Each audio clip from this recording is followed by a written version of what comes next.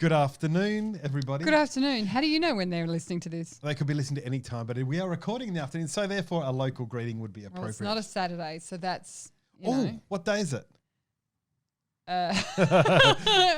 It's Rona Day number 347. Right, day 347.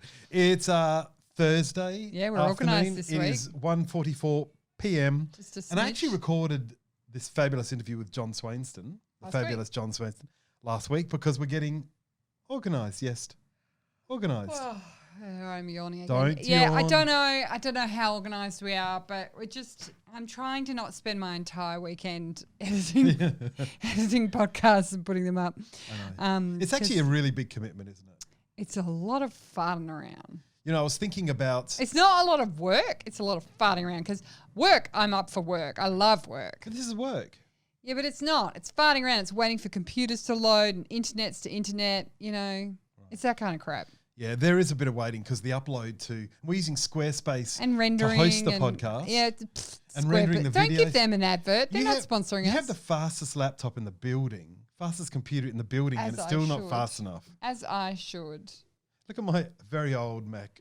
Yeah, well, you know, you look at it lovingly more than you do me. So MacBook Air, that's the words. Yeah, the friggin' Air that nobody cares about anymore. I love the Air. So let's get back onto the track of things. So the podcast is like, I was going to raise the idea that, you know, we're like, oh, let's just do a podcast. What do you mean? Like anything you take on becomes... Well, it's actually a lot more than the idea is great. And let's just do this. But it's a project. It's a serious project too. And it's how many hours a week do you think we're consuming? I'm probably 2 hours of the recording and setting up interviews. Yeah, and then there'd probably be per episode for me a good 4 hours. Yeah. So probably taking us six hours. And look, but that also includes promotion. But you can't do anything without also promoting it. Yeah, that's right. And it's, I think, big part of the success of what we've done is the promotion you've put with it. I mean, what goes out to our Instagram stories, it's really cool little snippets. And that's a massive effort, just cutting all that stuff up, making good. And, you know, with the podcast itself, we don't do any cuts. We don't do any edits with it. What's in the show is in the show. What's in the show is in the show. And I actually really love that. And I think that's the way I wanted to be from the beginning, that this is an open conversation that can go anywhere. And I sit here with my so-called agenda this. You are organised. My hipster PDA. Yep. And I hope to get down through the points, but there's no way that we end up sticking to these sorts of things. Yeah. So it's a real challenge, and I would encourage anyone who runs around like Kate and I do, both when we've got these fabulous ideas, we take them on, you know, actually scoping out the back end, getting a feel about how much commitment these sorts of things are going to be. And that's why we use programs. Yeah, because you kind of don't want to start a podcast and then do 3 episodes and go, too hard. That feels like because the big part of a podcast is the regularity and the consistency of it. Yeah. Well, the big part of anything where you which is why you're fundamentally in charge of the podcast, because I'm regular and consistent, like not at all. Well, that's fine. That's why we work so well together. But I use here's somebody who should be show sponsor, OmniFocus. Oh Jesus! Anyone else? Yeah. No. Who are you wearing today, Paul? No, Saba. That doesn't work. No one's trying desperately to copy you. Did my fabulous. That's a great T-shirt. Who gave you that? Did I give you that? No, I bought it on the in the interwebs. On the interwebs. Okay. So let's go to our guest and talk about our guest. Yes, John Swainston. John has a bit of there's a whole lot of interesting stuff that. What has he not done? I know, it's fabulous, isn't it? But you know, talking about, I bought this T-shirt online from an international artist who had created the drawing, and I bought it as a T-shirt. The internet has opened up so much of the world. And how about the kids on Redbubble? Oh, yeah. Our kids are doing T-shirts, are making T-shirts. Designing T-shirts. Like they're designing the design on the T-shirt. They upload the design, like it's a copyright nightmare, but they upload the T-shirt design to Redbubble, and then they can get a T-shirt made for themselves. But then other people buy their T-shirts who like their T-shirt designs, and they get paid every time. Somebody got one of Joe's designs as a face mask. as a Corona mask. As a Corona mask, which I find Joy's made like $150. It's crazy. Well, my point was, I was saying that we talked part of the interview with John, because he was a distributor for Nikon for years. So part of the interview we talked about international commerce and how I know it's making this podcast sound exciting now, aren't we? But international commerce. Yeah. Yeah, but you know what? He also talks about the Beatles and that one time where he sold Ringo a stereo. Where he sold Ringo a stereo, and they just like fully hung out and like fully got stoned, but he didn't say that. No, he drank whiskey. Yeah, and the rest. No, he didn't. There's no chance. He's a very sensible, wonderful man. I know he is. Anyhow, so yeah, it's a great podcast. I hope you guys have a listen to it. Really, yeah. And do you know what? I found it really interesting, the bit where he was talking about, there were a lot of things in there that he was saying that really related to some of the stuff that Ollie's been putting on his Instagram and some of the stuff that Sai has talked about. You know, like Ollie's got this obsession with shooting these hilariously realistic images, not realistic, but candid is the word probably, of kids at weddings. Yes. You know, throwing fits and peeling their clothes off and generally being kids. And he talks about that and, you know, like it's just, it's kind of funny. He's like a whole lot of ideas that we're now kind of seeing again, he's kind of already done. And the best bit... He hasn't already done them in that he would never say, oh, that's been done. No, John is ever fresh. Everything he does and everything he comes across. He's seen a lot of it before, but he doesn't pass that on to people. And he's not cynical. He's so generous. Not cynical at all. That's a wonderful thing about that bit where he talked about the news guys that having only 4 frames. Yeah, that was incredible. That was actually bonkers. That reminds me, I didn't bring it up with John because he was saying his version of a similar story. We, when the Australian Grand Prix was in Adelaide, which we had for a while before Melbourne stole it, we're looking at you, Melbourne. You suck, Melbourne. Before Melbourne stole it, we used to do all the 400 years ago. No one listening remembers it because we're the oldest people on the planet. But we used to process all the slide film, E6 film, for the international press. So they would bring the film, we'd go over to the track, pick up the film, bring it back here, process it, take it back to the track, which was 100 metres away at the track. But the actual offices were maybe, a kilometre away. We'd do a runner over there. And we'd go back there, and then the press would come in at a certain time, knowing it's about a 2-hour turnaround, and they'd be looking through their stuff and going through. So one time we had this guy come, we should interview him one day, Simon Stanbury, who's a working editorial event type photographer, but a former press photographer. Yeah. His father used to work with my grandfather. He's a bit younger than my grandfather, but his father, Bert Stanbury. Bert Stanbury. Bert, what a great name. And Bert was retired, but I don't know if it was the first Grand Prix, so we're talking late 80s now. Bert went with Simon for a day out. Now, Bert had given up photography. He'd retired completely. And Bert would have grown up shooting 5x4 inch as a press photographer. So, large 10 by 13 centimetre negatives, a real skill. And if you went to the football to photograph the match, you would be given 3 double darks or a septograph, which is 6 shots. You get 6 photographs to capture the football. The whole game. The entire game. And that would include about 6 moments of interest in one football game seems a bit excessive. Well, that's correct. It's a good point for those of us who love sports. So 6 pictures. So there may be a front cover picture if there's a great bit of action caught. There'd definitely be photographs for the sports page. So we're talking 6 pictures to represent a match. At any rate, Simon brings Bert into our stand and says, give me some film. Dad's with me today. I want to load him up. And I said, great, no problems. And I'm passing over rolls and they were using Fuji Velvia 50 on the sunny days. And they would push it 2 stops. So they would rate it at 200 before they moved to any other film. They love Velvia. So Simon had his 40 rolls and his pockets were bulging. And his dad his dad said, just give us a couple of rolls. Simon said, no, Dad, you can take 10. So he loaded his pockets up and Bert's pockets are bulging. Anyway, they're out for the whole day, walking around the track, having a great time. Come back in at the end of the day, Simon's pouring them out of his pockets, trying to write notes as to what's push and what's pull and what's what. And I'm writing crazy things down, and then Bert pulls out. And no, he didn't even have one in his pocket. He opened the back, wound it up into the camera, pulled it out the back, and he had shot one, not even a roll of film. Oh, Simon said, Dad, where's the rest of it? I said, I just shot a roll today. And Simon said, whatever. Anyway, we processed it. He came back the next morning because it was an overnight process that stage, end of the day. And Bert got this picture that he then, just because he was a retired press photographer and is with his son, I think he was working on his son's, with his son. So his son put it in the press awards, and he won an award with kidding. one frame that he got out of, I don't know, maybe 30 pictures out of a whole day of shooting Formula One. So that skill of you've only got X amount of shots, and John talks about that, which is a bit of an old trope with film photographers. We did that with the free shoot that we did with Ollie in Melbourne, where we got all the photographers together, and they were only allowed. What was it? 2 frames? No, there was 3 frames. Two or 4?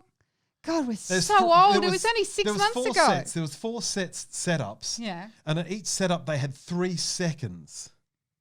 No, they were only allowed to press the button X number of times. 3 times then? Yeah. It was 3 or something like that. Yeah. But it was something. Yeah. We got that sexy video that the beautiful right. Nathan we'll Cassia link to did. that. We'll link to that video. Thank you, Nathan Cassia. Yeah.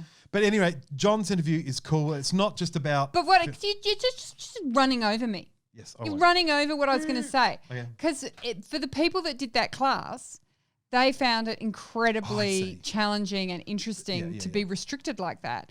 From being able to shoot 10,000 frames a second, they could just shoot this very specific amount and they had to really think about it and the exposure and everything. It changed completely how they were doing it.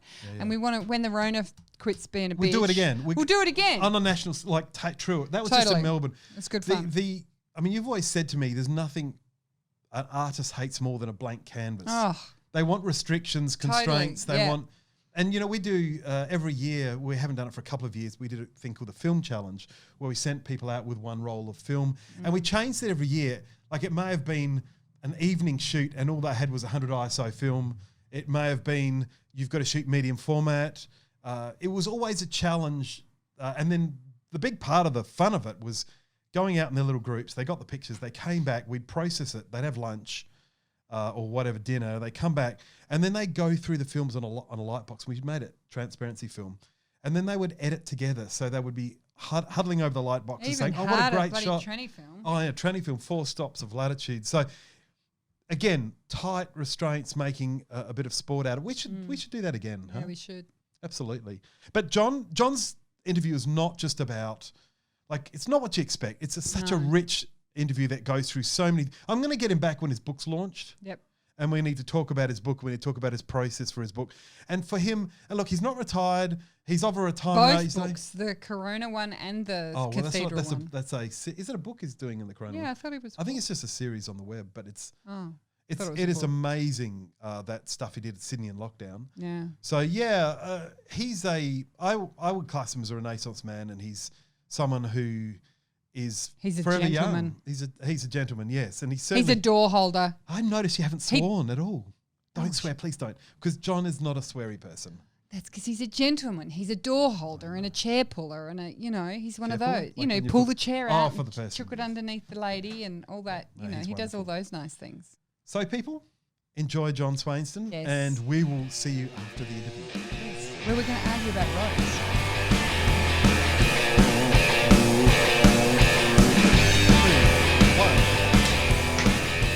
You were ahead of me anyway.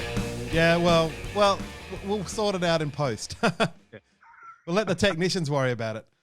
Yeah. Okay, I'm here on the call with John Swainston, one of the people that I have admired my entire life, and I feel has been around my entire life. I don't actually know that for sure, because there's a period in your life where you just don't know what happens. You've always been there, John, and you've always been there with a camera in your hand, and every time I've heard someone speak about you publicly, they've mentioned the camera in the hand.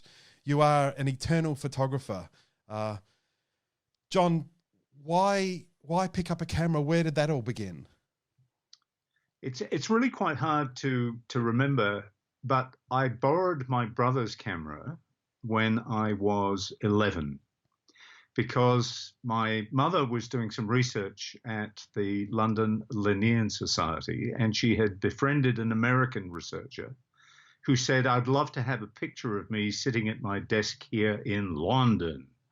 Oh. And so I said, "Oh, I'll come and take the picture." So I took this folding Kodak Retinet, which had a beautiful bellows system that just sort of came out and clicked with a wonderfully sure click. And I knew nothing about what I was doing other than the fact that I'd learned that the paper behind the 120 film was an important part of keeping it dark. When I was 8, I was given a Kodak Duomatic, and the first 3 rolls, I thought, well, the paper obviously isn't needed, so I just pulled that off and then put the film in the camera. So that was an initiation, and amazingly, a very good portrait emerged, beautifully window lit. I knew nothing about why it was so good, except that he said, "Goodness, you must have been a photographer all your life." At 11, that was quite a thing to say. So that sort of piqued my interest. So yeah, well, I mean, I think getting a good response from a subject and a result is one of those things that it draws you into it. But it wasn't where you found yourself. Photography. Did you play with photography from then on, or I mean, where did you begin? No, I really didn't. I was much more interested in sound, and I started building loudspeakers when I was about 15. Loudspeaker enclosures, and I did all the audio for all the school productions. By the time I was 15, I had a Revox 736 with 15-inch reels or whatever they were, 10 and a half inch reels that went at 15 inches per second, not 7.5. I was becoming quite a good recording engineer, and sound was my first sort of 10 years of adulthood. So you've got the voice for radio, clearly. I wanted to be in radio, and that was in the days in England of pirate radio stations. Oh wow! So give us the dates. What are we talking about? So we're talking about 1967, 68. So you were on the boat that rocked, were you? No, well, I didn't go out to Radio Caroline because I have an inner ear problem that means I only have to look at water, unlike you, who just lives on the water. I wish. So I did voiceovers, and I remember my test was juicy fruit chewing gum. Right. Had a wonderful, double your flavor, double your fun, double mint gum. It's one of those things you remember.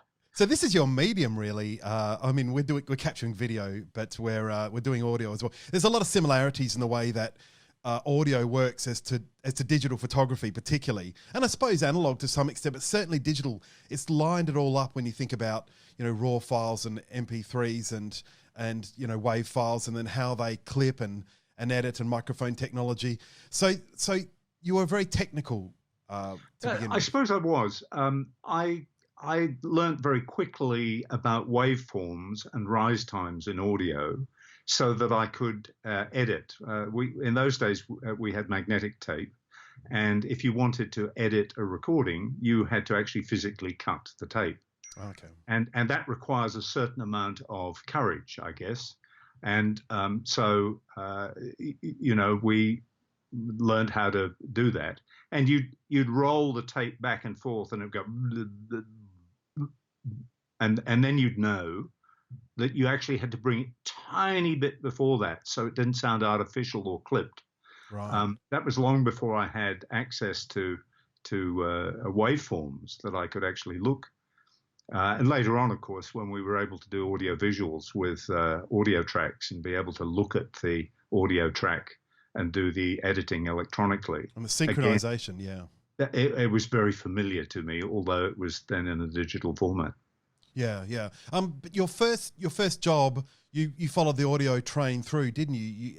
Yes, I did. I worked in a hi-fi store, and it was North London's premier hi-fi store, I think it's fair to say. I was very fortunate. I'd been a customer there, and when I left university a little earlier than had been planned, that very elite group that did not complete their studies. Um, the boss gave me the opportunity, and it was a boom time for hi-fi and home installations. And I got the customer list was all the artists, all the musicians, all the filmmakers, because we were really quite near Pinewood and all the other great film studios, and they all lived in the neighborhood. Wow. And I had the privilege of installing the hi-fi for some extraordinarily famous people at the time. Wow. I did Ringo Starr, I did Cat Stevens, the most interesting was an American composer who came to England, a guy called Dmitri Tiomkin. He was a film score writer, and he had Fort Knox for security around his house. He left California because he was afraid of being mugged. And needless to say, he'd only lived in Hampstead for about 6 months when someone came to the door. His housekeeper was out, and he got mugged. Well, you know. It wasn't he, Your Honor. Yeah, yeah. So he was one of your clients that you installed at home, did you, or was it a? Yes, and in those days, you would take 3 or 4 different sets of loudspeakers to the person's house to optimize the sound for those people. Okay. And so, you know, you were doing a lot of lifting. And so I was a rake at that stage, always lifting these very heavy loudspeakers, sort of Kef loudspeakers, quad electrostatics, the wonderful sound of the quad electrostatic ribbon loudspeaker. And we did a rather interesting show, actually, at the Royal Festival Hall with Ravi Shankar. Oh, yes. Where we had 6 quad electrostatic loudspeakers on the stage of the festival hall to amplify the sitar, and he said it was the only loudspeaker that actually reproduced the sound correctly. Wow. And it was a truly wonderful opportunity. Well, it would be amazing. And so with someone like Ringo Starr, you would have gone to their house, or was that a case of showing the showroom and what you had there? Or no, they wouldn't come to the showroom. They would ring up. Or their manager would ring up and say, "Bring us over some hi-fi system. Ringo wants this," and you'd arrive with what you thought was appropriate, and that you assumed a reasonable budget. And I remember the day when I went to Ringo Starr. We were in the middle of the power cuts that occurred in England, and I had just finished putting in this wonderful quad system. And the power went out just as I was about to do the test, and I was 19 or thereabouts. And he said, "Oh well, you know, you're just going to have a little break." And it went on for 3 hours, and I think between us we polished off a bottle of scotch, along with his then wife. And, you know, the test was, of course, perfect at the end of 3 hours. I'm sure. Wouldn't matter, would it really? It wouldn't matter. So did you get into, did cars have stereo systems in it as well at that stage, or was that not part of? Oh, well, yes. No, I had the first in-car stereo system. Philips made a die-cast unit that was normally slung underneath your dashboard. But I decided that I'd put it on the transmission tunnel at the back. Yes. And just rested on there. I built a little bracket. And then I built a very sophisticated shelf loudspeaker system. I didn't drill into the shelf because it wasn't my car. It was a company car. So I just rested this huge loudspeaker, custom made, on the back parcel shelf, never securing it in any way. So you can imagine the hazard if I'd had to brake hard. It would have decapitated me because we didn't have headrests in those days. Yeah. But, you know, you're 19, you don't think of those things. But I had the best sound in the business, I can tell you. People would say, "Can I come and ride in your car just to hear your music?" So that obviously was a part of the promotion of the business, that you would show people this is possible, and then that would lead, I suppose, the business to sell car setters. Yeah. Excellent. So tell me, at some stage you would have pivoted to visual from audio work. How was that transition? When did that happen? So I was fortunate enough to be, we were the biggest dealer for acoustic research loudspeakers, which had been launched in Britain at that time. And the then boss of the audio business at a company called Bell and Howell, that was the distributor for AR, said, look, we'd like you to come and work for us. You seem to know about the audio business, and come and be a rep for us. So they made projectors, didn't they? Yes, so they were the world's biggest producer of 16mm projectors, which were used in education, and 8mm cameras and projectors, which were the big home entertainment business. So, from that point of view, I was working there. And then after about 6 months, I said to my boss, I said, this business is never going to make money because, you've made such a massive investment. There's just me for the whole of the UK, and I can't get round, and we can't get enough dealers, and the product's too expensive for the UK market. I think we should close down the business. And a 20-year-old who says, please take my job away, I got the interest of the managing director of the company, who wasn't my boss, said, no, young man, I see that you want to lose your job by closing down the business. Why? And I seemed to say enough things that he liked that he said, well, look, I tell you what, we will close the business down because you're right, looking at the numbers, but come and work for us in the audiovisual business. And that's how I got into audiovisual. And that was learning about striped film, syncing, mag stripe pictures, all that kind of stuff. And so the idea that the UK wasn't big enough for the expensive product, was that a fact? No, because the product was twice as expensive as the domestic production. Right. So they were built under license in just outside Amsterdam, in Amstelveen, and they came in at twice the price of a Kef or a Morton Short or those sorts of brands. Bowers and Wilkins was just starting at that time. And again, that business, what an opportunity. I knew Jim Morton. I knew Mr. Chapman, who was the head of Quad, Harold Leake of Leake Amplifiers. All those people were people who dropped into the shop. Right. And so I had an early exposure to some very seasoned people in audio.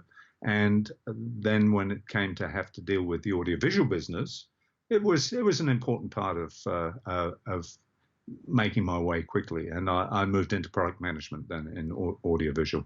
So I was thinking the question, because I understand you came to Australia under the Bell and Howell flag.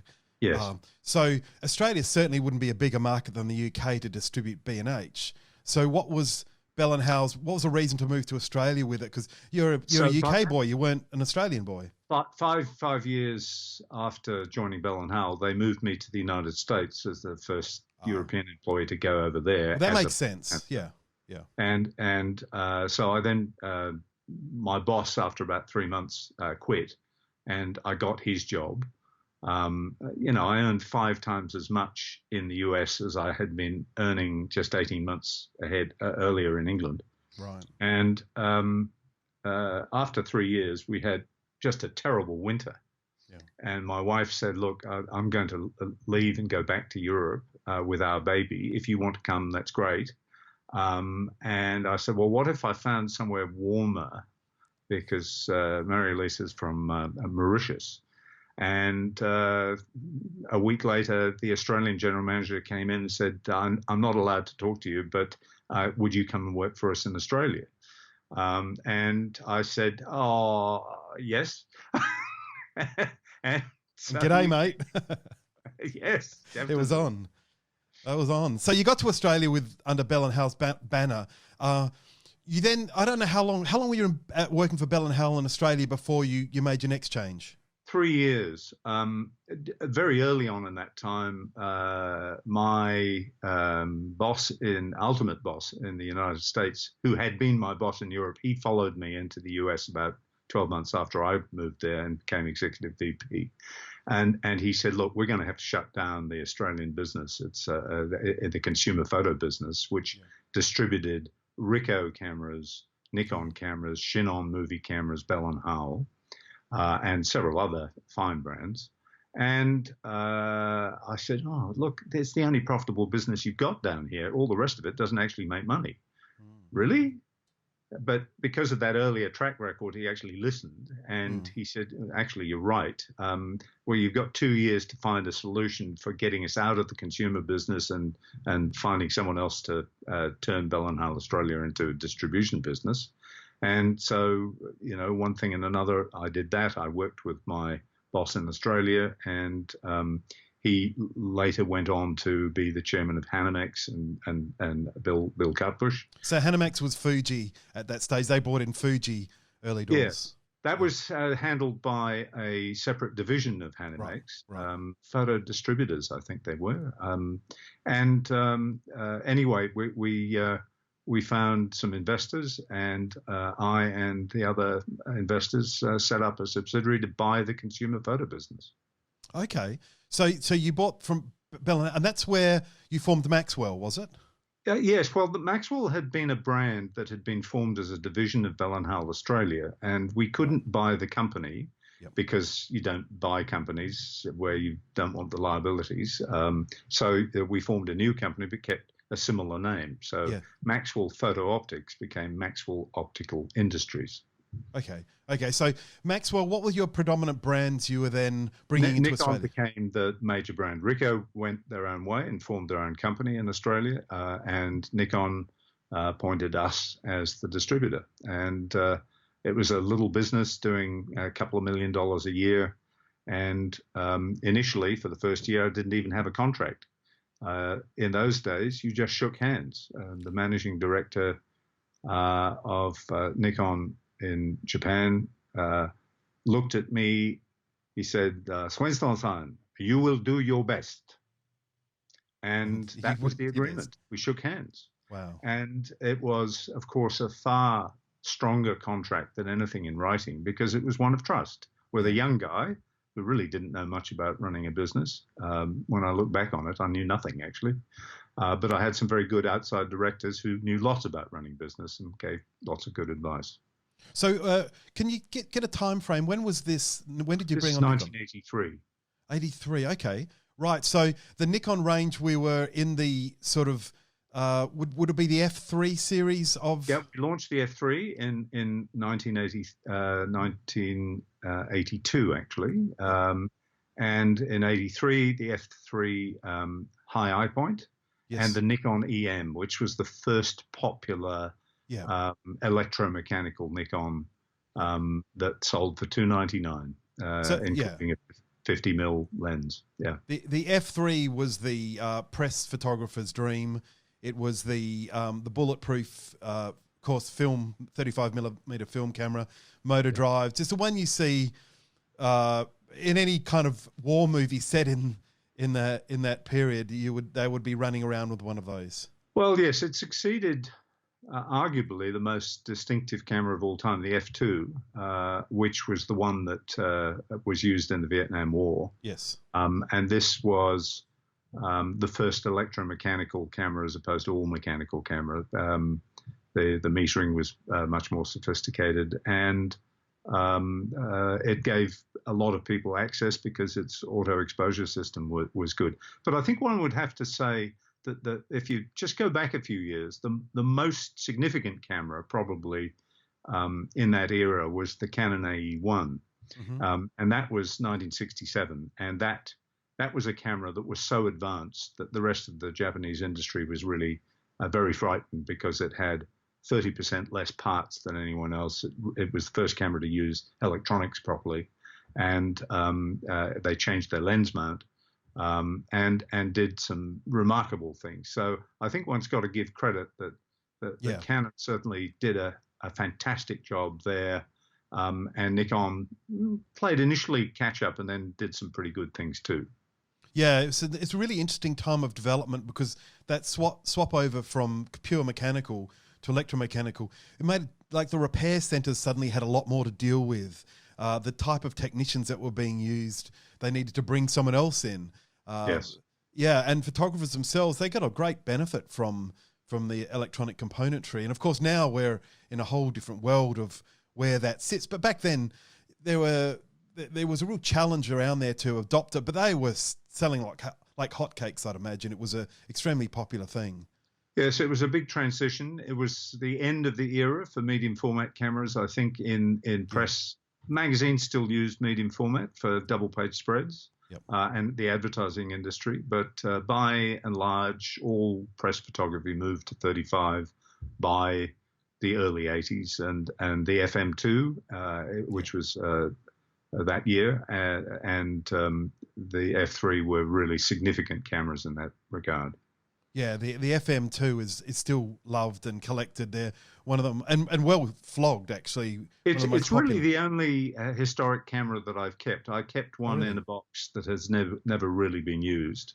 Yeah. I get it out once a year and just put a few clicks on the film advance so that the shutter blinds don't seize up. But apart from that, it's probably only had about 3 rolls of film through it. Oh wow! So tell me about the cost of let's say an F3, which was the professional grade 35mm film that you might find wedding photographers dabbling with back then. I mean, 35mm. There was people like. Wedding photographers still in the early 80s were using medium format. Yes. The most popular was either Hasselblad or Bronica. Bronica had a special shutter, a focal plane shutter, that enabled you to get flash sync at 500th of a second. And a 645 format, so you got more shots per roll. Well, not all of them. They did have a 645, but they also had larger format too, 6.7. So 645 came in the mid 1980s. Yes. Mid 1970s. Sorry, 1974. Bell and Howell was the distributor for Mamiya in the 70s and launched itself. Bell and Howell Mamiya Company, it was called, joint venture with the Osawa Company in Japan, which owned the brand, and they launched it in 1974. And I remember being over there in that summer, and it literally changed photography. It gave access, lightweight. Women started using medium format cameras for the first time because it was light enough. And I think in some ways that was a really significant camera getting women into prominence in professional photography. Which, of course, it's 70-80% now. I mean, I don't really know the numbers, but the predominance of women in professional photography is stunning, isn't it? It is, and it's wonderful because I think a lot of the macho-ness of an era gone by has passed. I think there's a more reflective element in photography today, but we're probably jumping ahead of ourselves on our discussion. But it's a wonderful thing that's happened. Yeah, I'm just curious about the investment, like what a photographer would be spending on equipment then, like an F3, compared to. I mean, it's a very hard thing to ascertain. The Nikon EM was $299, and my recollection, I could be wrong, it was about $800, I think, to buy an F3 body, something of that order. So would that be 4 weeks' wages? Or well, I'm trying to think what I was earning then. It would be well over a month's wages at the time. Right. Yeah. So it's quite comparable to what's being paid now for the latest F Series Nikon digital. It's a comparative thing. They haven't got stellarly cheaper or dearer in the process, have they? No. Well, they have got less expensive to deliver more. In the sense that you've got a camera now that'll go at 14 frames per second. Or in the mirrorless cameras even higher. You had to pay a lot of money for a high-speed motor drive and a body that would do it. So they had the F3 high eye point, which you could put a high-speed motor and get 5.5 frames per second. We thought that was fantastic in those days. The Nikon FM2 would do 3.2 frames per second, which for most photographers was okay because that was a $500 investment, $150 for the MD12 motor drive, and off you went, and you were a press photographer. And 10 seconds later, you had to change the roll of film. Yes. Well, yeah, actually, I'll tell you a little anecdote. My first visit to the Melbourne Herald building, which in those days was down on Flinders Street in Melbourne, that big sort of 19th century building. They had a photographic manager, a guy called Lester Howard, wonderful guy. Yeah. And I went into his office and he had a bulk loader. Now, for people that don't know about film, bulk loaders meant that you could buy a large roll of film and cut it up into little pieces in a black muslin bag and get your film more cheaply than if you bought it in a 35mm can. And he would cut these into rolls of 13 frames. And one frame for the leader to wind it on, and 12 to take pictures. And all the cameras would go back into the office, into the cupboard at night. Photographers would not take them home. They'd come into the office, 7:30. The photo brief would be at 8 o'clock in the morning. And he would say to them, right, you've got 3 jobs, be back by midday. 3 jobs, here's your camera. No motor drive. And you did 4 frames per job. That's incredible, isn't it? But look at the work that was done. We published a book called Their Best Shots about 25 years ago, which was the first 25 years of the Nikon Press Awards. And you look at the work that was done by those people and you just have to stand in awe that those were the conditions they worked in, and yet they produced pure magic. Yeah, I think there's something about the constraint. I have asked a lot of photographers the question because I was heavily involved in the industry through the transition from film to digital. And a lot felt that, you know, even if you were shooting 5x4 inch as a press photographer, where you would get a septograph, 6 shots in your camera, and that you'd cover the football with 6 pictures. And of course, with 5x4, there's a lot of cropping that can be done, and there's real advantage. And of course, into medium format, which would give you 10 or 12 or 15 shots, depending on the format. They're kind of echoing that. But a lot of digital photographers that I've spoken to who did the transition, a lot of them shot more with digital and were okay and were happy with it. They didn't find it was a bad thing. They just said, I just got more choices now and my pictures are better. And but I think there is something about that training with restriction and restraint. And I know if you speak to any artist, the thing they fear the most is a blank canvas. What they want is a direction. They want guidelines. They want boundaries. They want, and I think that really does produce some very interesting work. And certainly in the days of press photography, learning to wait and watch your subjects and get a feeling for human nature and what's going to happen next. I think it'll be an excellent tool. Using you use the term what's going to happen next. The late David Moore, great Australian photographer, worked internationally, actually post-war, our first photojournalist who worked internationally after the Second World War. He went to London for the coronation and worked for the Observer.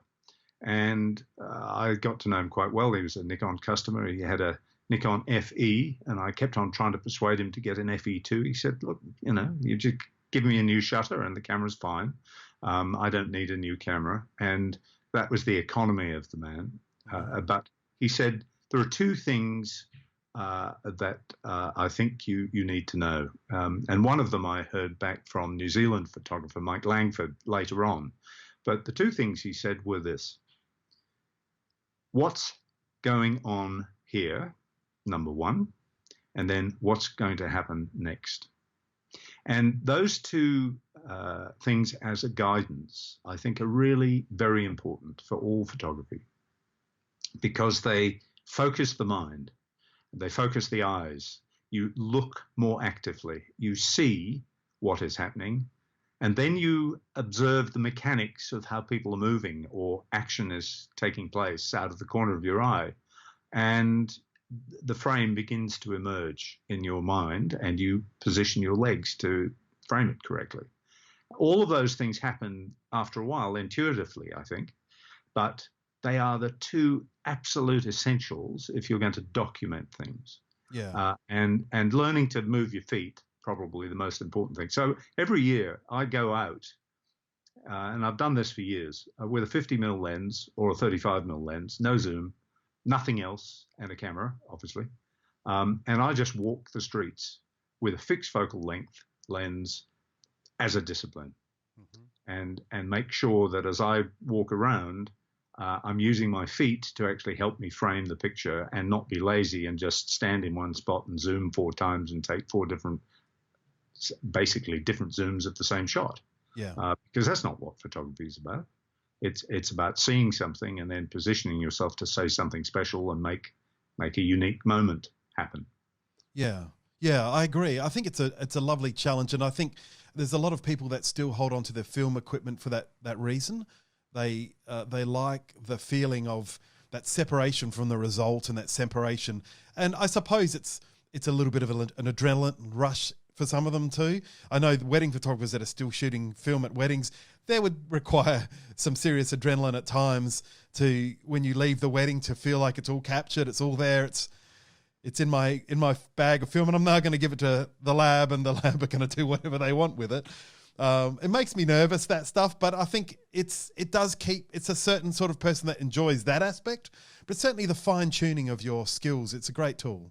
I think when I shot my first wedding, which is far too many years ago, I did it for a friend, as most of us probably do, the first one, and I was quite terrified. They said, "Oh, we'd like about 100 pictures." I thought, "My goodness, that's 4 rolls of film. Golly, I wonder if I can come up with 100 different images for a whole wedding. Golly." And sure enough, I used about 7 rolls of film and wished I'd had more, but I didn't. And what did I shoot it on? I think it was probably Tri-X. I think I used Kodak Tri-X at 400 ISO, Mm-hmm. and it wasn't quite so old that it was still called 400 ASA, but 400 ISO. American Standards Association, yes. So, or the International Standards Association. A lot of people don't know that it actually does stand for something. It does. And when it translates to digital, it's really interesting because it doesn't line up. Digital sensors work differently than film light metering and film design. Yes. It's really challenging. Yeah, I mean, you're very expert in all that stuff because you've had to deal with, color and all those things in your lab world. But certainly, the adrenaline of shooting a wedding in film days was significant. Yeah. Although I must recount one when I did one of my first paid jobs as a wedding, and it was at a famous Sydney boarding school. Where the bridegroom had gone to school, and we were sitting there. But there was a fairly senior priest who staggered in and liked to stay in the same spot because moving was probably not his favourite thing. He's well into his 80s, and I remember I was shooting with a D1X, a Nikon D1X. Which was a second generation 5.4 megapixel camera, no less. And I was out changing the CF card, the compact flash card in the back, and I suddenly heard words that I knew were 2 pages later than the previous words. And he had gone over the vows. He'd literally passed right over the page and moved and wasn't aware that he'd done so. And there are moments in your life that come before you, and I came out of the vestry on the side, wielding my camera, and said, "Vicar, I think you might want to turn back for the vows." And the whole of the congregation burst into applause because obviously they'd all spotted it but weren't game to tell him. And the bride and groom was so terrified. Yeah. And saved the day by just listening acutely and being brave. And I think that's the job of all wedding photographers. There are moments that you've got to take control. That's right. And that's what being professional is. It's understanding this and being ready for things and stepping into the breach when you have to. Yes. I think if you don't know how to pin a dress, if you don't know how to fix hair and all those things, male or not, you're really not going to make it you have to be everything. You have to be a counselor. You have to deal with the tears. You have to deal with the slightly interventionist mother-in-law, all those kind of things. Beautifully said. And So diplomatic. Uncle George, who hasn't spoken to Esmelda for 30 years, and I'm only here and get the groomsmen involved in that to avoid the internecine war that occurs. Oh gosh. So tell me, it comes naturally to you putting yourself in front of people, and a lot of, one of the rises we've seen in the world is the awareness of people's comfort in front of other people, and you've had a role in sales, and obviously that's been a great help to you. A lot of people do struggle with stopping people in the street, and the idea of a street photographer. Yes, you're not involving yourself, but there are times, particularly with events, and when you do a lot of not professionally, but sorting events out for people and helping photograph them, because you're the only person there with a camera. Funny enough, in a whole room industry full of people, you're the person with a camera. You're probably the head of the association, but you're there in front of people. Do you have anything you would say to people about that? Is that something we just got to get over and just look? It's funny. I have two roles. When I'm out on the street, I find it immensely difficult to confront a person and say, look, would you mind if I take your photograph? Or stalk them and do it sort of furtively. I find that extremely hard. I think that's probably why I like architecture as a subject so much, because they don't answer back and they don't have views. But when you're there in an industry function or you're at an event, people are much more comfortable that you'll take command because they want to be part of the story. And so there's a different intent.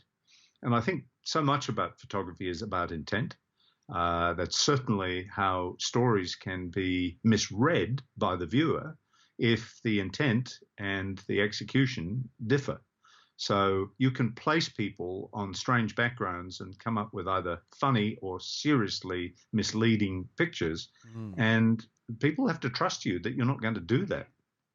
So I don't think there's any easy answer. You have to be confident that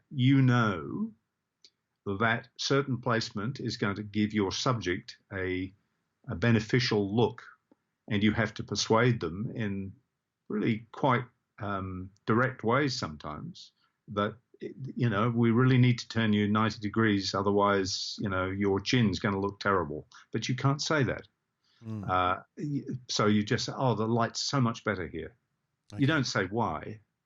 You make them feel comfortable that you're lighting it better, or that you're positioning them. Oh, isn't that a lovely background?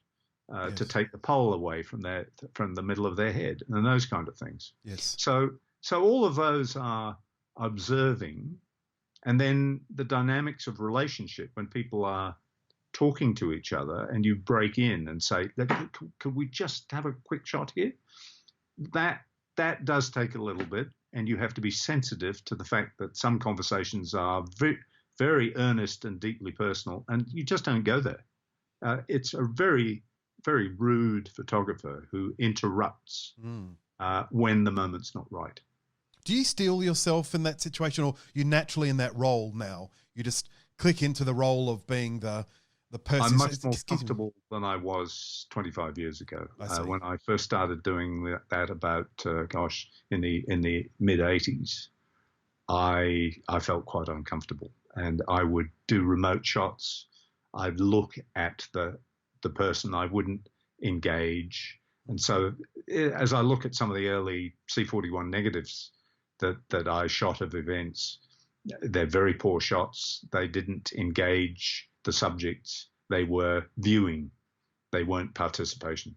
Yeah, it's interesting. There's a lot of, there's always been debate about photographers that photojournalists and observe and stand back. And I hear it discussed, we mentioned weddings, I hear it discussed around weddings where I don't want a wedding that's posed.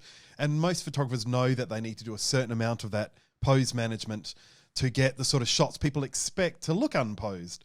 Yes. It is a challenge, and I think it's a skill that you pick up by doing lots of that sort of work, isn't it? Well, I wouldn't regard myself as a great wedding photographer. I've done enough that I'm comfortable in the situation, but certainly that's not my greatest strength as a photographer. But don't misunderstand me. I chase the children. because the greatest pictures are children being children. Yeah, yeah. And when there are a whole bunch of cousins who get together and they don't meet very often, they have absolutely fascinating interactions. And so I find myself sitting on the floor, looking slightly up at 7-year-olds, chatting over the cheese board. And they're furtive, and they look to see if the adults are watching them as they go. They just get their hands up and they just go. And if you stand near some fruit jellies or some dessert plates, you'll get gems. But you've just got to be very patient. Yeah, of course. Now, look, I'm going to pivot back to the Maxwell conversation we were having. You would have seen the internationalization of the industry, where we could always, most photographers, they would have taken, well, not most, a lot would have taken a holiday, Southeast Asia, bought some equipment as part of the holiday and bought it back in duty free. With online buying and selling and that sort of stuff, we've had a massive change to the way the world works. And if anything, what I've seen is the idea of a middle person or a distributor, it's really struggling and evaporating. Was that a real challenge for you? Was that what drove you into professional associations? Or was that something that came about trying to get the industry around sorting these sorts of issues out? Let me backtrack to the US. I was a member of the committee of the National Audiovisual Association when I moved to the US. I was just asked to represent Bell and Howell in that. And I very quickly learned that you could gain an awful lot more for your business's insight by working with people who were actual competitors on things that were of group interest. And so all associations essentially are about doing together what you can do less well by yourself. And in the photo industry, we were fortunate in photo retailing that there was an organization called the Photo Marketing Association, which was essentially a North American association. And early in the 1980s, we were fortunate to have their interest in setting up something here in Australia. And that was done by a number of retailers. Alan Michael from Michael's in Melbourne was a very significant player in that. Paul Curtis in the early days.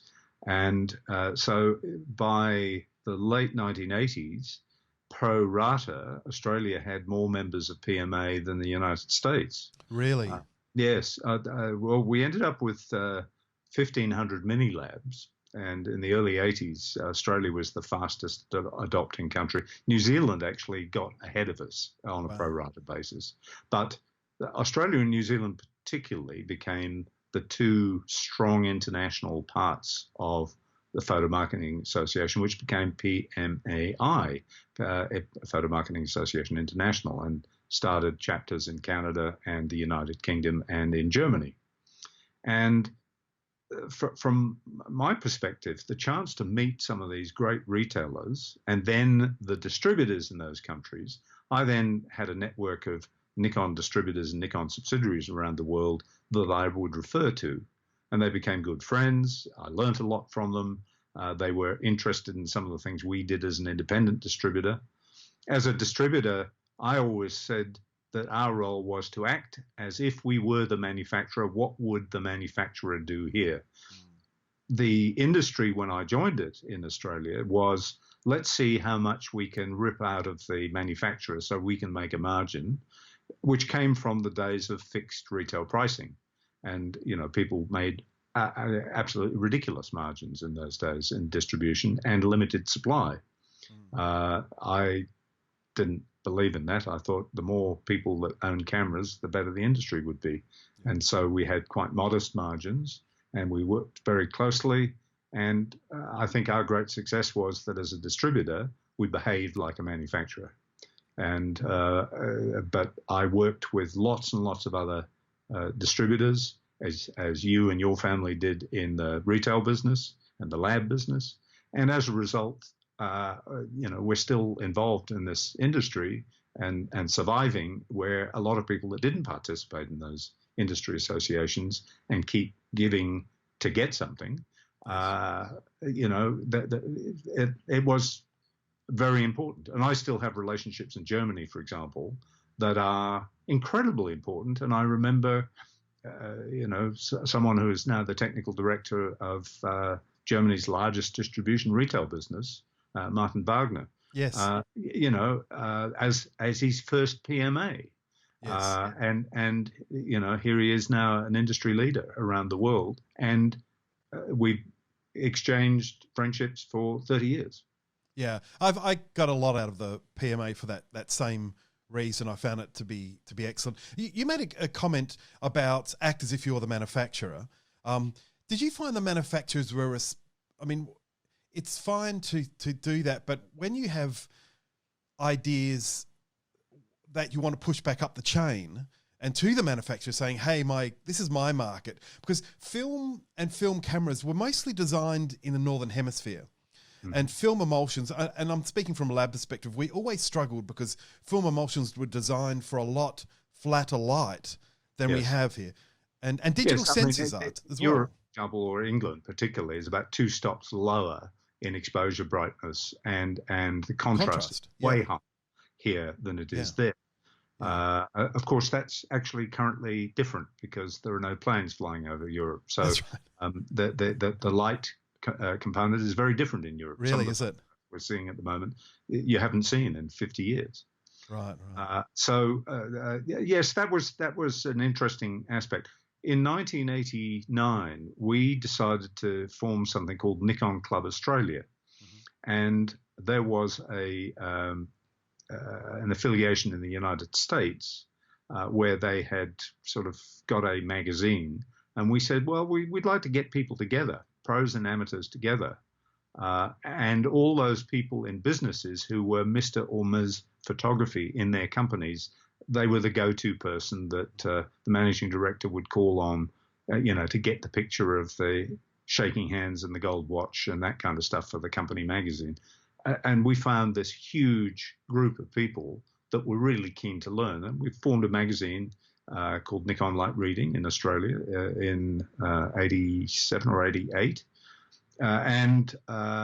By 1989, I'd have subsidiary people from all over the world coming to us and saying, this is an extraordinary. What do you call it? And I said, well, we call it loyalty marketing.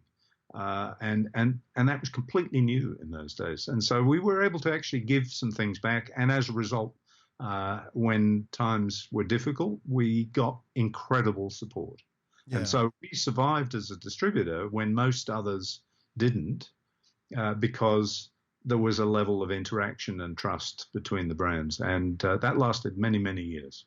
Yeah, I asked the question because I recall one of the last PMAs we had, I hosted a session with camera manufacturers, well, distributor representatives in Australia, and all the usual suspects were there on the panel.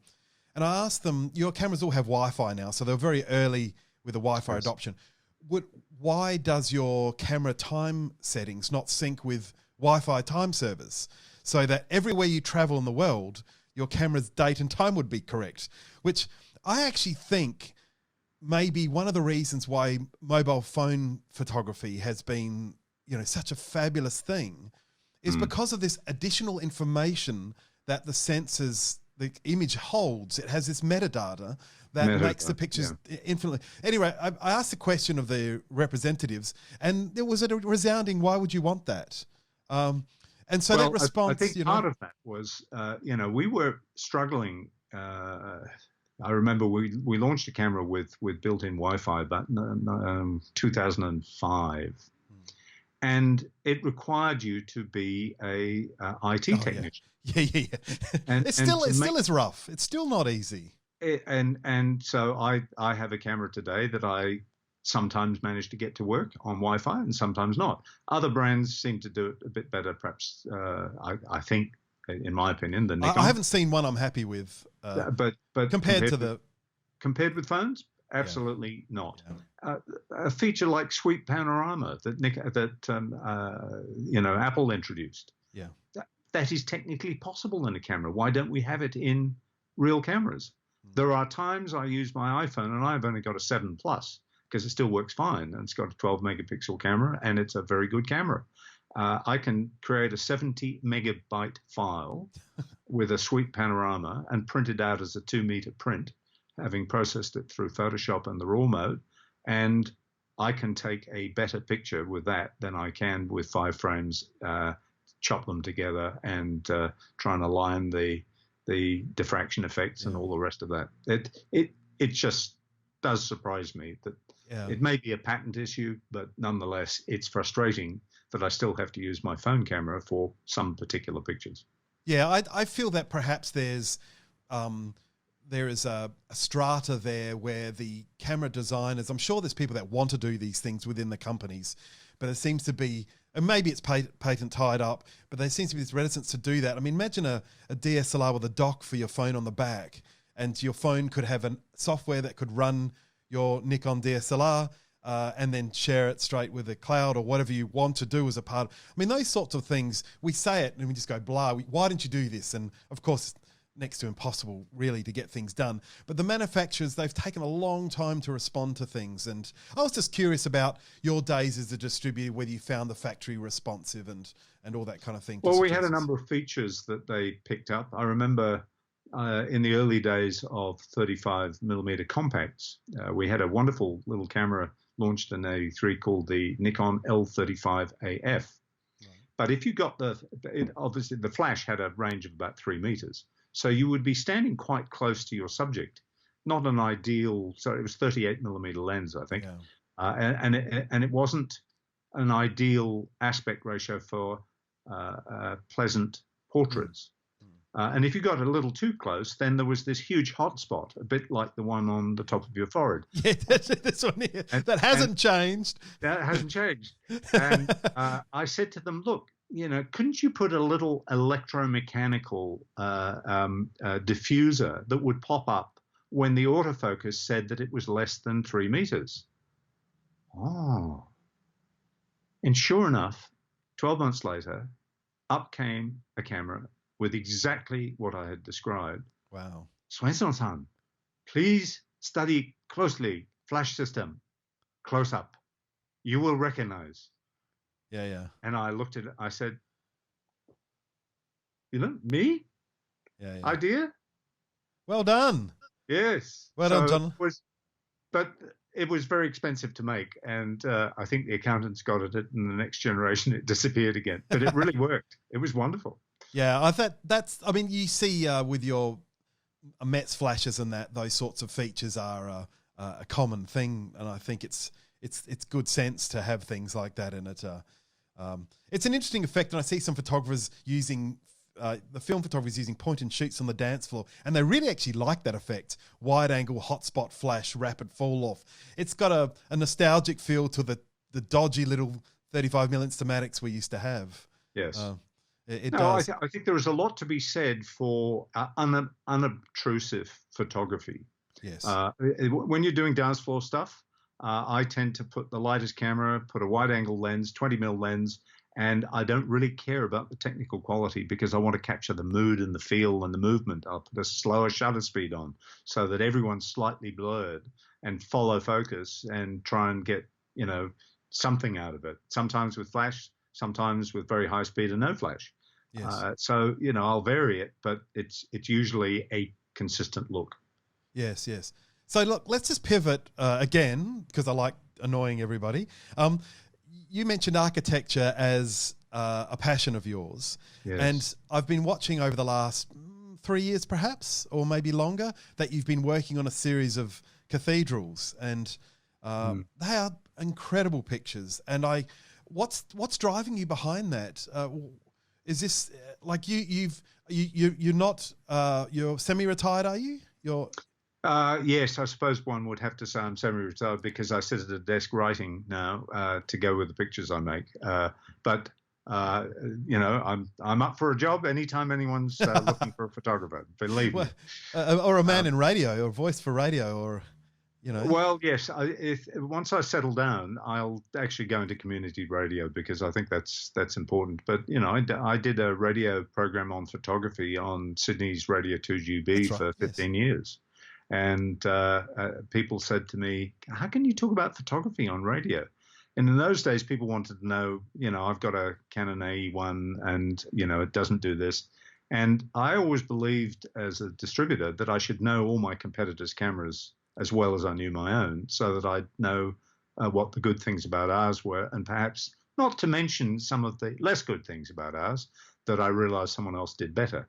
And as a result, it worked fairly well. I didn't need questions on notice. I was able to take them, and we had a 90-minute program once a month on Australia Overnight with the great late Owen Delaney. Yes. And we had 500,000 people listening. It was wonderful. Wow. And I think the great thing about talking to people about photography on radio was what I learned very early in my life. We didn't have television in our home until I was into my teens. My parents just chose not to have it. It was available, but we didn't have it. And so I listened to what we used to call the wireless. Yeah. And which was funny because, of course, to listen to the wireless, you had to plug it in. So the good thing about it was that they had lots of radio drama, and you'd hear the great actors perform the great plays, and the picture of the mind was created. And I just worked on that. I can create any picture in the listener's eyes or mind by describing it appropriately, and remember that I'm only ever talking to one person because you only have two sets of ears listening to the radio, or one set of ears, or two of them. Yeah. But the importance of seeing in the mind the picture is also an important part of creating a picture in reality. So I didn't have any difficulty talking about photography. And one of the bits of feedback we got from our listeners was, I was there. You were describing something, and I really felt I was there. And that's important. So let's try this out. Tell me, describe a cathedral picture, because most people listen to this. There's a few people that download, what's the Vimeo or what's the YouTube version of it. And we will put this image up. So I'm putting on the spot here. We didn't plan this at all. But describe your cathedral photography, or pick a cathedral that you've chosen to photograph and help us with our mind's eye. So take yourself to a city that's built of buildings in the 15th and 14th century. It's the city of Oxford, great Oxford University town, and many fine old chapels. And the cathedral in Oxford is actually Christchurch, the College of Christchurch, and it is the smallest cathedral in Britain. In England. Actually, there's a smaller one in Wales, but it is the smallest cathedral in England. And on that particular day, I arrived by appointment at 10 o'clock, and I was told that I had until 1 p.m. to do the photograph. I'd not been in there for probably nearly 50 years when I was a student at Oxford. And I went in, and suddenly the verger came up and said, "Mr. Swainston, I'm terribly sorry. There's been a terrible mistake. You are here on the first day of the university term, and there is a special service at 11. I said, right, well, there's 3 hours of work here. I have 55 minutes. I will go to work. And I had to immediately sum up in my mind what the perspectives were and what was special about this relatively small building. And the beautiful ceiling was clearly part of it. The design was exceptional. And so I positioned myself in the exact center of the nave, and then worked backwards and forwards, up and down the nave with long views from both perspectives, quickly shot some of the stained glass, and all the time trying to absorb what was special about this place. And all the time, there were people getting ready for this 11 o'clock service. And then the Bishop of Oxford came up to me and said, I hear you're photographing our cathedral. I hope you're enjoying it. And I'm trying to work and adjust the line, and I'm down on my knees, and he's looking down. Oh, I see you use a wide angle lens. Now, on my Olympus, I'm thinking, I've just bumped into a photo enthusiast, and I'm trying to get a job of work done. And he said, oh, my dear boy, you're obviously very busy. And now no one's called me dear boy for at least 40 years. So we'll take that, yes. It was a delightful reminder of the university environment. But what I sensed was the wonderful light that came in from the windows. It was 10 o'clock in the morning, so there was an asymmetry. One wall was illuminated, one was not. I thought very quickly, I've got to bracket this heavily so that I can merge the two pictures later on. And I'm trying to get the shape and the color. And because they used sodium lighting, I was trying to get the color of the stone clear in my mind, because I hadn't had enough time to use a grayscale test shot. I just had to go straight and shoot. And I was studying the stone as carefully as I could so that in post-production I could get rid of the orange cast and restore it to the correct color before I then processed it into a monochrome image.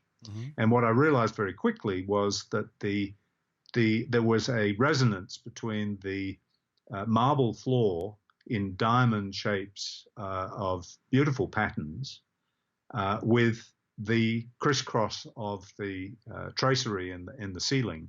And if I could get them in the same frame, then I would have a beautiful symmetry of asymmetrical shapes. And sure enough, managed to get that picture. And trying to keep people out of the field of view as they were getting closer to 11 o'clock was quite a challenge. But it was a wonderful experience to work under pressure. Most of the time I didn't. And in the end, I photographed 53 buildings. Wow. I've traveled, goodness, more than 10,000 miles in the UK, back and forth, over 5 different visits. And I've included several abbeys and chapels, not cathedrals, which have extraordinary buildings. And I've called it, the book that I'm going to publish quite soon, I Will Lift Mine Eyes, which is the first words of Psalm 122. I will lift mine eyes unto the hills, from whence cometh my help, in the old English prayer book.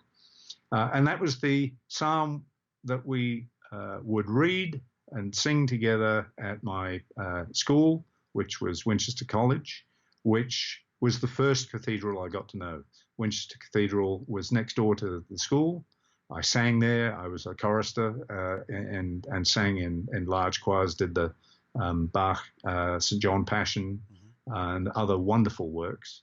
And when I was listening to sermons and my mind drifted off, I would look up to the ceilings, and then I, somewhere 50 years later, decided, gosh, I realized no one had ever photographed them all, and no one has ever photographed all the cathedrals' ceilings in England before. So it's a first. Wow. There's lots of people who've done 1 or 2, and some who've done 10, but no one's done them all. And so I have now. And how will we be able to purchase that book when the time comes? Will it be Well, I'm hoping it will be available. Initially, I will launch it with a Kickstarter because I'm going to self-publish. So the first 200 copies will be available by Kickstarter. That helps fund the printing. The printing alone costs sort of nearly $50,000 to make the number. I will make 2,000 copies of the book. And hopefully I'll find a distributor for that in England and in the United States as well. Oh, that's fabulous. You'll be able to buy it initially on Kickstarter for a higher price, but signed and numbered. And then the later version will probably be a $79 art book, 250 pages. Yeah, wonderful. And so tell me, with the description you gave of the diamond pattern in the floor and an echo in the ceiling, does that suggest these are ultra wides, or were you doing some sort of a Hockney Joiner style No, all of them are single frames. The only thing I do in Photoshop is just bring out the shadows because, half the time I ask them to turn all the lights off because most cathedrals have downlights and you can't shoot upwards into downlights. You get too much flare. Yes. And some were wonderfully cooperative. And then you discover that some of the largest cathedrals have complete remote iPad devices that control all the lighting. And you can be standing with the head verger in Liverpool Cathedral, which is the largest cathedral in England in terms of cubic volume. And he has an iPad controller. He says, "Now, these the ones you want off?" And then there are others where, well, Bert isn't in today, so we don't know how to turn the lights off. You'll have to come back. So there's the whole range. Oh, that's incredible. So that project, how long has it taken you to capture these? I started that in 2016. Okay, so my guess was about right, 4 years. Just before Photokina that year. I did the first 4 before Photokina and then the next 3 after Photokina in Cologne, Germany. And, of course, I was inspired in the 40 years I was going to Photokina every 2 years by Cologne Cathedral, which I always tried to go into. Which is a large and wonderful old building that's had stonemasons in it for all 700 years since it was first built. Wow. They've never stopped rebuilding it. Well, my daughter saw it over just before Christmas last year. She was there with her grandmother. Kate's mother is from Cologne. And so Elizabeth went to Europe and spent some time there. And the cathedral was an absolute standout as an interesting sort of a Gothic, something we're not quite used to seeing when we're looking at cathedrals. So I'm looking forward to seeing that. Oh, that's wonderful. So we're getting close to needing to close our time together.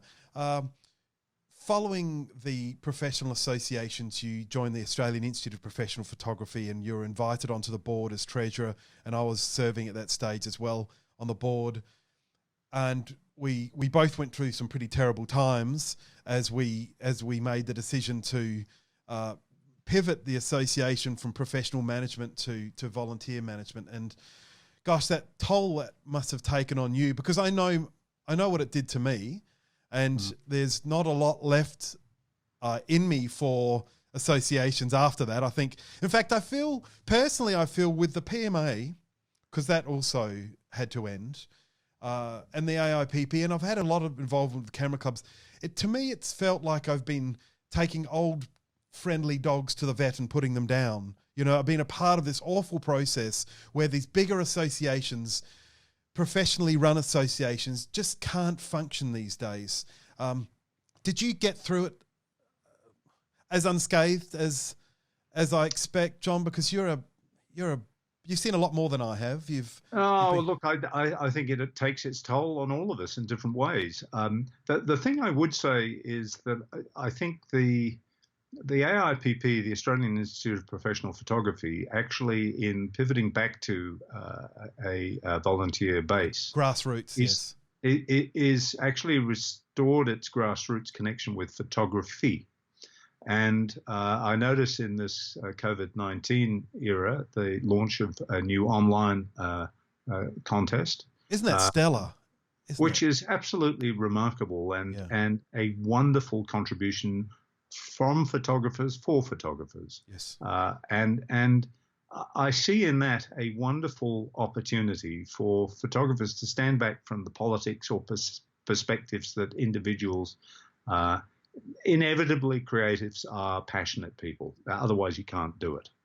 So there are lots of views of how to do it and how not to do it and why someone is doing it wrong and et cetera, et cetera. But the reality is that we're all very vulnerable as photographers, and the association meets the criteria of doing those things together, which we cannot do just by ourselves.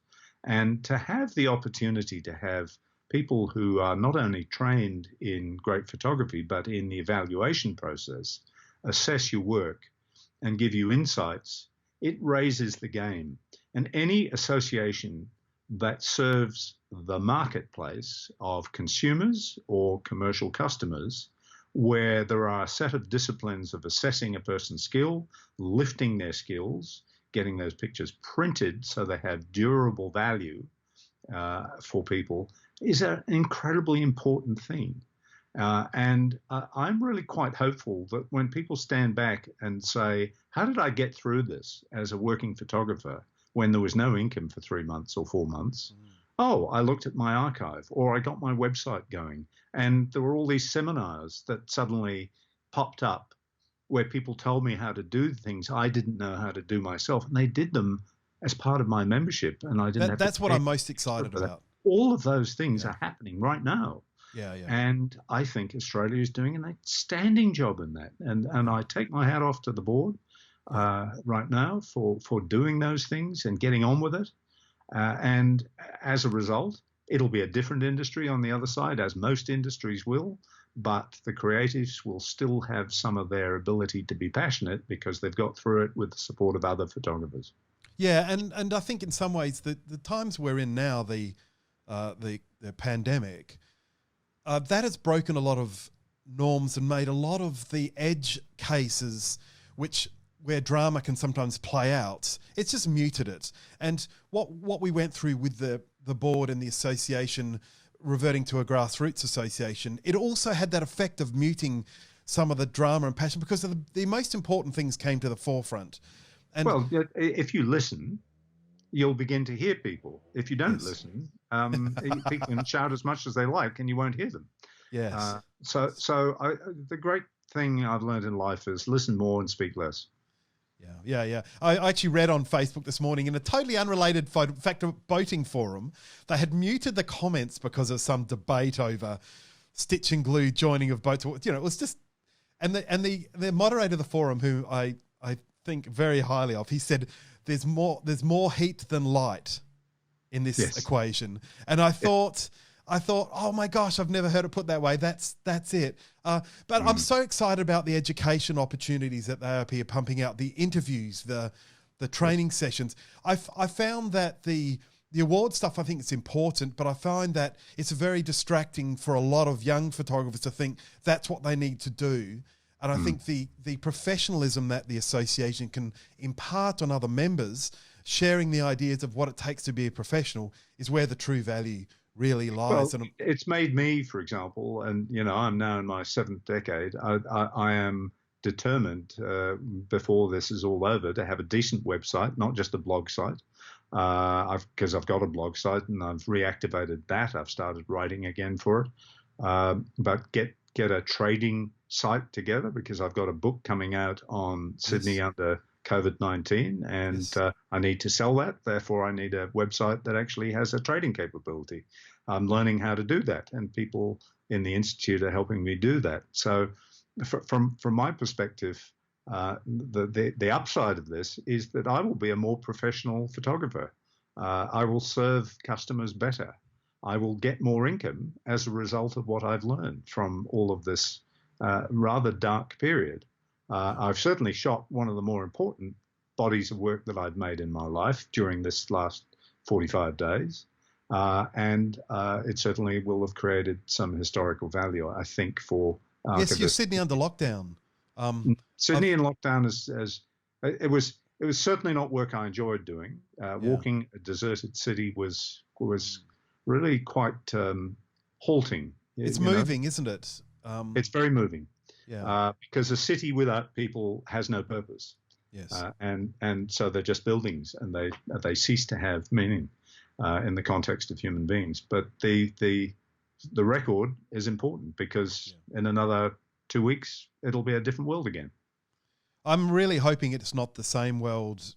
I really hope we've learnt and we've changed and we've grown and I'm worried about that aspect of it because this has been a massive opportunity for the world to look in the mirror. And I'm very hopeful. I know enough will change that things will be better. But, humans are stubborn and we're loaded with hubris and, we fall back into our old ways so easily. But anyhow, look, John, thank you so much for your time. You're such a gentleman, and it's a great pleasure knowing you. And seeing what you're producing and seeing the fearlessness with which you go forward with the work and the generosity with which you share it and share your time, the world's a better place for John Swainston. So thanks again for the hour today, John. Thank you very much, Paul. It's been a pleasure.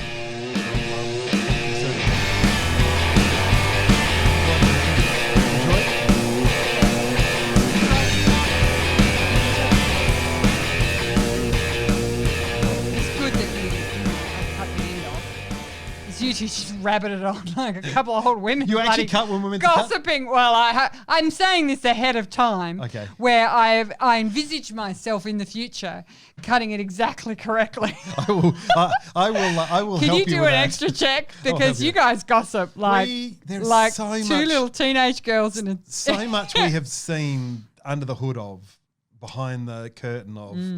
So many things in the industry that haven't been great, and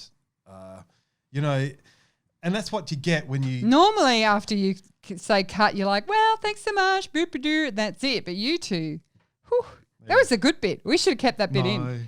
Then everyone would cry. It'd be bad. It was lovely speaking to John anyway. Yeah. So if you want to reach out to John, he is totally open for chats, and he would love to hear from you. What you think I'd of his love work. to see a John and Cy combo. Yeah, how interesting would that be? Got to send this one to Cy, force him to listen to it. Yeah.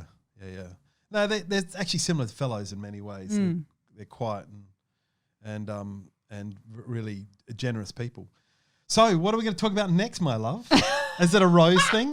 We're talking about rose. You have the transference. What is it? What do you call it? Where you change Transparency? No, you fuckhead. The change subjects.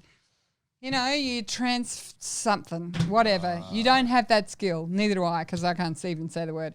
But we need to do like a gentle segue. Not just the thing you throw yourself off a cliff with. Oh shit! Sorry, I'm fidgeting again. No, it's okay. Yeah. So this is episode 8 of this podcast, and every episode that means 8 weeks we've been doing this. Don't say that, because every episode I have said, hey, so how about we not then? Rose. No, because I've done it. I'm doing the promo email. Karen's put it on the test site. Horn's going to go through it, do a little checky check. I hope you didn't all just ruin your ears with that squeal of my whistle. But update to Rose. Launching this week. Yes. Videos. Like oodles of videos of me and Karen yelling at each other. And every time we've gone to launch, our testing inside the building has shown problems. So what's the bet? So what's the bet that when it gets in the hands of users? Yes, I know. There will be fine. mistakes everywhere. And beware, if you want to giggle, have a look at all the spelling mistakes there will be for me, because I have to type the text in HTML, which guess what? Doesn't have a spell checker. Old HTML, Dreamweaver. Oh, yeah, it doesn't, does it? No. Because you can type the text somewhere else and then copy and paste it. Yeah, whatever. So anyway, that's going to be launched this week, and it's really nice. Like, we've added some really nice, these little info buttons where you click on it and there's all this information comes up about the product or the detail of the product. We've learned a lot about what we can do and we actually might end up having to really like the software. No. I mean, I still, my problem with Rose is that the thing with software is you have conventions, right? So, there are certain things, you put the OK button on the right, not on the left, because the cancel button's on the left. There are certain things that are standard conventions. What do they call them? Design standards. Yeah. And they're things that we kind of, as a people, have agreed that's where we put things. That's where how things function in a specific way. Yeah. And one of the biggest problems with Rose has been our inability to combine the cart so that you can order across what we call across catalogs. But that was our understanding of the software. It wasn't. We were making changes that would then cause major changes within how we received orders. Yeah. And that was the thing that stopped it. So my problem with Rose is that it's designed really to have a lot of flat prints. Yeah, it's designed for really simple lab. Nobody's been doing just flat prints since well, no, that's not true. 1994. I think there's not a lot of labs that are doing interesting stuff like us. Nobody who's making any money, or no one's making any money, but nobody who's surviving and growing in this industry is just doing flat prints. It's just not. Everyone's framing or putting in a mat or putting in an album or something. And so the fact that their software is so antiquated beyond just the limited number of products that they offer is so frustrating to us because our product range is so complex and so varied. And so and because the software standards that I expect and that everybody expects in terms of the way carts work, in terms of the way add to cart, delete from cart, all that stuff, it just doesn't work how you expect it to work. So if you've placed an order on insert women's clothing brand name here and bought yourself a pair of clothes, a pair of shoes or a pair of whatever, you have a really clear understanding of how that works. And there's variations of it, but basically it's the same. And almost none of those conventions apply in Rose. Yeah. Well, the big issue really is the size of our industry and the demand for the amount of sales they can make. So their development, if they had a huge market, would be so much, their budget would be so much greater to make more interesting software. Yeah, it's funny. I was talking to a software programmer software engineer who is now a photographer, and I won't mention his name, but I was like, rage. Just, why couldn't you just go to Silicon Valley and get a bunch of bored teenage boys to fix this, la, la, la, la, la. And he said, that's not how it works. And he explained that, like, if you're a dude and you can program, and they're almost all dudes, soz girls, but a lot of them are male, and you can get a job for 150 grand a year at Google, yep, you're going to take that job. If you can get a job at Rose for 150 grand a year, you're not going to take that job because it's not as cool as being at Google.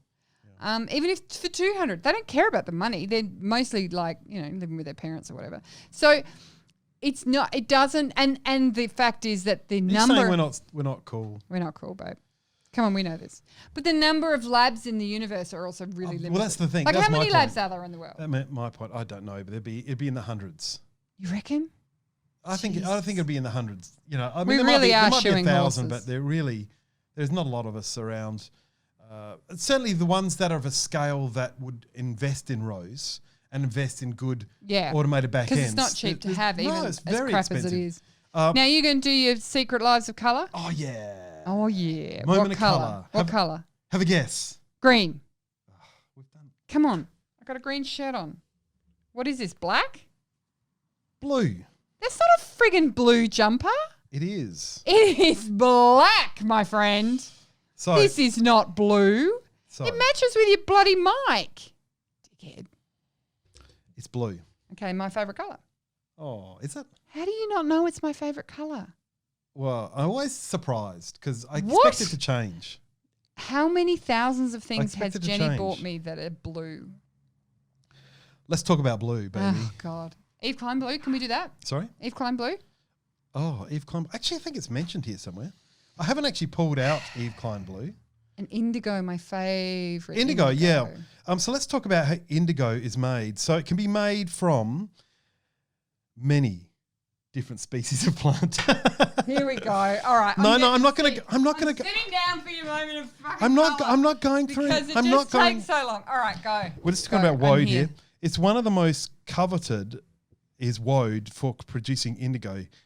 Indigo Ferra tinctoria for dye producing. It's a workhorse and is a pretty shrub with small, slightly dusty green leaves, pink blooms that look like miniature sweet peas and dangling seed pods. So woad was the main species that made it. And indigo is the most colour fast of naturally occurring dyes, which is absolutely fantastic. I did an indigo Shibori class with my cult leader, Megan Morton, and Joanna, somebody who is we'll put it in the show notes, write it down, show notes. You didn't write it down, you son of a bitch. The Shibori is the most amazing thing. It's like tie-dyeing, but way prettier. And indigo is the weirdest thing because you put it in this black sort of pussing, weird, smoky. Pussing? Yeah, like it's got this thing got a on the foamy head on It's top got a thing, yeah. I think they call Well, it the it's mother. pus, though. Well, just The mother it's is the foaming then. Mother is kombucha. Yeah, but I think this is also what they call this creature that sits on top. right. And then you put the fabric in there, and when you pull it out, it's like turquoise. And then as the oxygen hits it, it goes that deep. Yeah. You don't care. No, You I made do. I that. do. No, Whatever. no, I've no, got no. a time frame. We're at 24 minutes. I It's all mentioned that falling apart. because there was William Morris. William Morris. So I'm now jumping based on what you were saying. This is active listening at work. So William Morris. Yeah. So we're talking about 1880s, right? He shunned many of the new synthetic dyes available, preferring vegetable and mineral based ones. So William Morris did all the wallpaper, the beautiful. I know, but our listeners might not. Bloody Morris is. Our listeners might not. One of his favourite tricks while showing visitors to Morton Abbey, skeins of wool being dipped into the deep vats of woad, they would emerge almost a grassy colour, and then before the astonished eyes of his visitors, they would turn first a deep sea green and then a resonant blue. Yep. So I thought what was interesting about indigo was from the beginning, indigo, well, not from the beginning, but it was started off as a luxury colour, right? But it quickly became the blue collar colour. Yeah. Right? Because I have also an obsession with French vintage, antique, ideally, if I ever had the budget, workers' jackets. Gotcha. So not only in Europe. And they're so beautiful. We'll put it in the show notes. We'll put it in the show notes. So Cassia St. Clair also mentions that not only in Europe, but in Japan and China as well, where the dusty blue Mao suit became ubiquitous in the 20th century. So the Mao, the colour of the Mao workers was blue. I thought you said mouse. Mao. Like squeak, squeak, Mao mouse. suit. No, mice don't have suits. No, They're sure. fur. Well, Strange enough, this Workwear association has proved the pigment's most enduring legacy it's in the form beautiful. of blue jeans. My second Indigo. favourite thing in the world. I know. I have more blue jeans than hot dinners. So we talked about William Morris. What else did I find here that I loved? Oh my God, Can't believe how beautiful is this? The colours for today was blue, and you didn't tell me because I could have worn 7,000 things that were blue. I know. Instead, I'm wearing a boring bloody. So listen to shirt. this. I just think Cassia, she's such a poet. It's beautiful. She talks about cerulean. Yep. Which is a beautiful blue. So let me read this little section. Okay, get ready, kids. On 17th of February 1901, Carlos Casagemas, Spanish poet and artist, was having drinks with his friend in the smart new Parisian cafe L'Hippodrome near Montmartre when he pulled out a gun and shot himself in the right temple. Seriously? Listen. His friends were distraught, none so more than Pablo Picasso, who never quite recovered from watching his sister die from diphtheria 6 years previously. His grief cast a pall over his work for several years. He abandoned almost the entire palette except for one colour that could adequately express his grief and lost blue. And then right at the back of this, when photographer and writer Brassai ran into Picasso's Parisian paint supplier in November 1943, the man handed him a piece of white paper filled with Picasso's handwriting. At first glance, it looks like a poem, wrote Brassai, but he realised it was actually Picasso's last paint order. Third on the list, just below white permanent, white silver, is blue cerulean. Beautiful. Isn't that gorgeous? His blue period work is staggering. Yeah. I mean, the self-portrait of his is so... Yeah, it's lovely. The blue section, because blue's my favourite colour, if you haven't already guessed. I have gotten so many things I wanted to read, but Blue section's the best section. It's the awesome. biggest section So too. I would encourage you guys to pick up the book and have a good read, because there's so many tales and we're just putting little bits out, and I want to encourage people to go and buy Cassia's book and have a good read, because it's just a lovely bunch of stories. It is. So that's it. That's your moment of colour. What do we talk about now? Well, that's it, isn't it? What are we doing? All the shops are opening up. Everyone's going to the bloody David Jones and the supermarket and all mingling and being dickheads, and the kids are all kissing and cuddling. I know. And we're going to have wave 2. The second wave is going to be on its way in 3 weeks' time? Or it might not. Yeah, pig's ass. It's totally going to happen. I'm already stocking up. I'm doing the bulk buying. I'm doing the panic. You're going to leave this podcast on a bummer?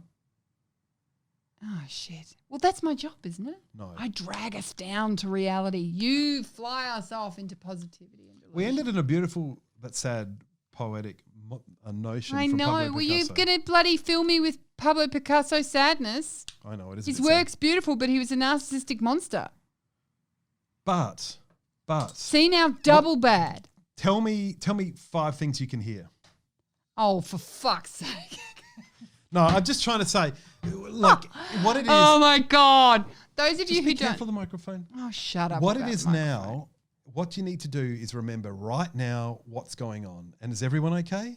Everyone's okay. Everyone in our world is close to us is okay. Yes. People are excited. Children are annoyed because they have homework. People are excited about getting back to things. Well, We saw my mum. I've had my first email from a school photographer who's going to shoot a school next week. Really? Yep. So we are rolling back in gear, and South Australia knows how to go back to lockdown. South Australia knows how to social We distance. basically live in lockdown anyway. I mean, someone said We to me- don't leave it. someone That's said why to we me- had such success, because we're all a bunch of losers who some- never leave the house anyway. Someone said to me back in the beginning, "Oh, it's just like Wonder Mall on a Saturday afternoon, at any rate." Oh, fuck them. Anyhow, hey, thanks for listening, and remember, Remember? it's what's right next to you. It's your family, it's your friends that matter. This yes, is why the rest, I married you. the rest of the world absolutely matters, but don't let it pull you down. Okay? Yeah, don't listen to too many Trump podcasts. That's my problem. Too much Trump today.